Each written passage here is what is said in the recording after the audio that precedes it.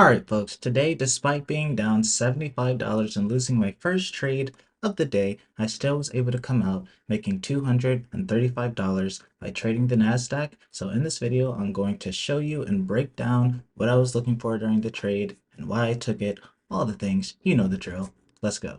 So here we are yesterday on our Nasdaq chart. And in order for you to understand this morning's trade, you had to get context of yesterday's price action. So really quickly, let's go over that.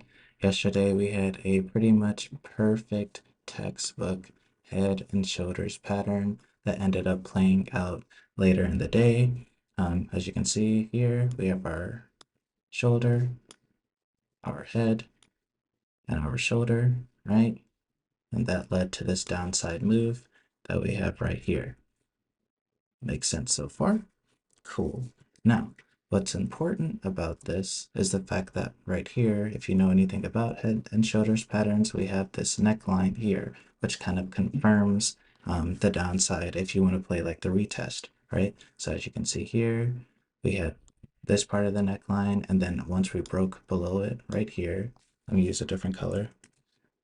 Once we broke below it right here, we ended up coming back into it and retesting, right? So this proves that this area is pretty resilient on top of the fact that it is somewhat of a psychological number at that 17,700, just above it. So this is naturally going to serve as support and resistance intraday anyways, right?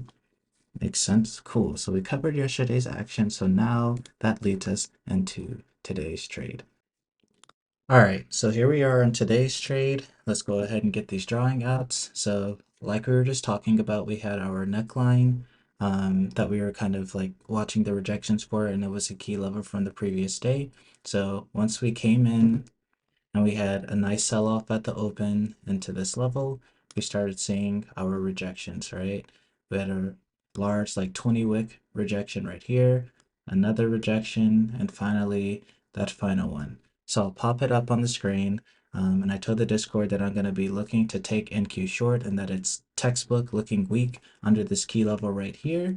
And so if we get rid of a couple of these, so yeah, this is right about where my entry was at this 17,685, and my first scale out was here. At the time, this is like right around where VWAP was, or even it still is right now. But then under that, I wanted to target this 17,650 level, and I just got lucky, and it happened to be the perfect bottom. I expected it to head lower, but I wanted to exit here because of this kind of like consolidation range that we were seeing in the pre-market. That's the first reason. But the more important reason is that I was risking 15 points, right? So my stop loss was right here, right above this 17,700 psychological level, which means from an R multiple standpoint, I needed to make at least 2 times my risk. So that's why I ended up choosing this target down here, which is 35 points away. So a little bit over a 2-to-1 risk reward ratio. That's why I chose that target. R multiple is everything. If you have a small R multiple, trading isn't going to work out for you. That is a mandatory thing no matter what strategy you trade. You need to be, in my opinion, trading at least 2-to-1 or better. So I'll leave you all with that. This is why I took the trade. This is how it worked out. If you found this video helpful, make sure to share it with a friend. And as always, follow for more trading and investing tips. And if you're watching this on YouTube, subscribe. See ya.